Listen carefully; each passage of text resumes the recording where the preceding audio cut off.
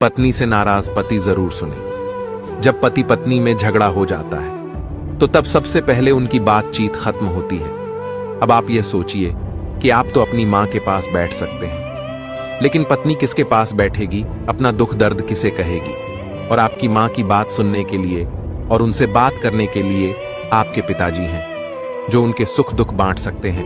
लेकिन परेशानी में अपने मन की बात कहने के लिए पत्नी के पास आपके सिवाय कोई और नहीं होता। इसलिए भले ही लड़ाई क्यों ना हो जाए, लेकिन अपनी पत्नी के पास बैठना और बोलना बिल्कुल भी ना छोड़े। इन 8 लोगों के पैर भूलकर भी मत छूना, वरना अनजाने में ही आपसे बहुत बड़ा पाप हो जाएगा। नंबर 1, दामाद को ससुर के पैर नहीं छूने चाहिए। जब से महादेव जी ने दक्ष का शीर्ष काटा, तभी से दामाद ससुर के पैर ना छुए, यही नियम है। नंबर 2, भांजे को मामा के पैर नहीं छूने चाहिए। जब से कान्हा जी ने कंस का उद्धार किया, तभी से ये नियम है। नंबर 3, कुंवारी कन्या देवी स्वरूप होती है, उनसे भी पैर न छुआएं। नंबर 4, सन्यासी को कभी भी अपने गुरु के अलावा किसी और के पैर नहीं छूने चाहिए। नंबर 5, लेटे हुए व्यक्ति के पैर तो कभी न छुएं, क्योंकि लेटी अवस्था में तो हमेशा मृत व्यक्ति के पैर छुए जाते हैं। नंबर 6, मंदिर के भीतर पुजारी के पैर छूकर उनकी तुलना भगवान से कदापि न करें। नंबर 7, अशुद्ध या शौच स्थिति में किसी के भी पैर न छुएं। नंबर 8 और आखिरी, लेकिन इसको जानने से पहले वीडियो को लाइक करके कमेंट में हर हर महादेव जरूर लिखें। नंबर 8, भजन कर रहे या पूजा कर रहे व्यक्ति के पैर कभी न छुएं। बहुत से ऐसे लोग हैं जो इन सभी बातों को नहीं जानते, उनके पास ये वीडियो जरूर शेयर करें। कभी भी अपना दर्द सबको ना बताएं, क्योंकि सबके घर पर मरहम नहीं होता, मगर नमक हर एक के घर होता है। नंबर 2, जो आपसे जलते हैं उनसे घृणा कभी ना करें, क्योंकि यही तो वो लोग हैं जो यह समझते हैं कि आप उनसे बेहतर है। नंबर 3, टूट जाता है गरीबी में वो हर रिश्ता जो खास होता है, और बन जाते हैं सब रिश्तेदार जब पैसा आदमी के पास होता है। नंबर 4, इंसान को थोड़ा मस्तीखोर रहना चाहिए।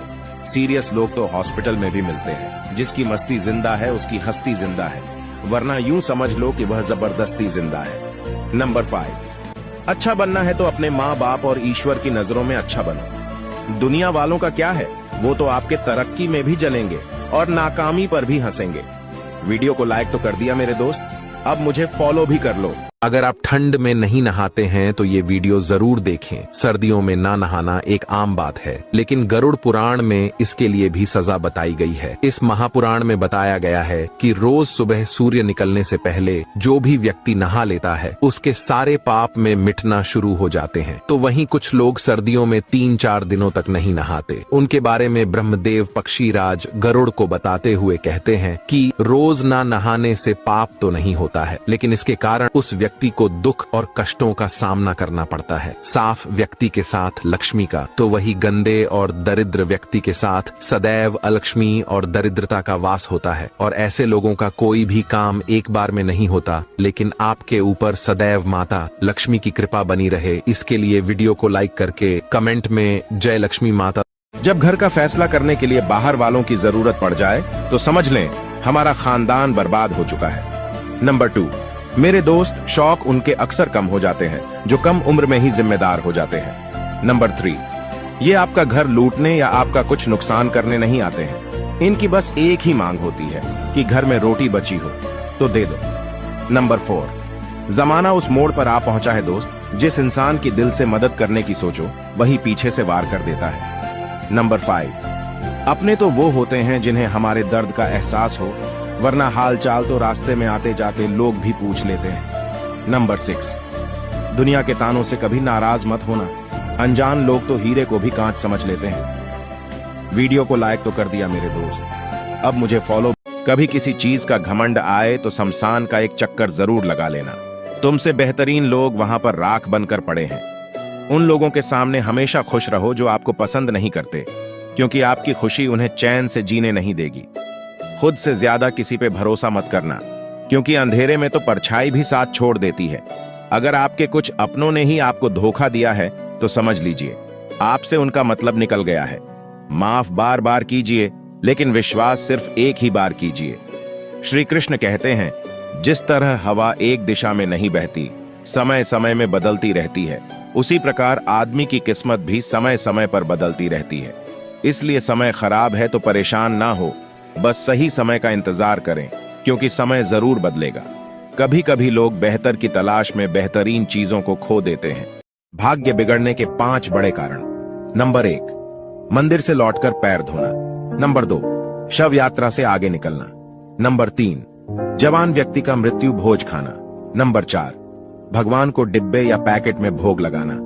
नंबर 5, पर्स में नोटों और सिक्कों को एक। भाग्यशाली बच्चे किस दिन पैदा होते हैं? वैसे तो सभी बच्चे भाग्यशाली होते हैं, लेकिन शास्त्रों में कुछ दिन निर्धारित किए गए हैं। अगर इस दिन बच्चा पैदा होते हैं तो वह बहुत भाग्यशाली होता है। शास्त्रों में समय भी बताया गया है। अगर बच्चा सुबह के टाइम ब्रह्म मुहूर्त में होता है तो वह बच्चा बुद्धि का बहुत ही प्रबल होते हैं। और जो बच्चा शुक्रवार के दिन पैदा होता है तो वह आपने हाथ में राज रेखा लेकर ही पैदा होता है। ऐसे बच्चे आगे चलकर अपना खूब नाम रोशन करते हैं और आपने परिवार के लिए बेहद ही शुभ होते हैं। कमेंट में जय माता लक्ष्मी जरूर।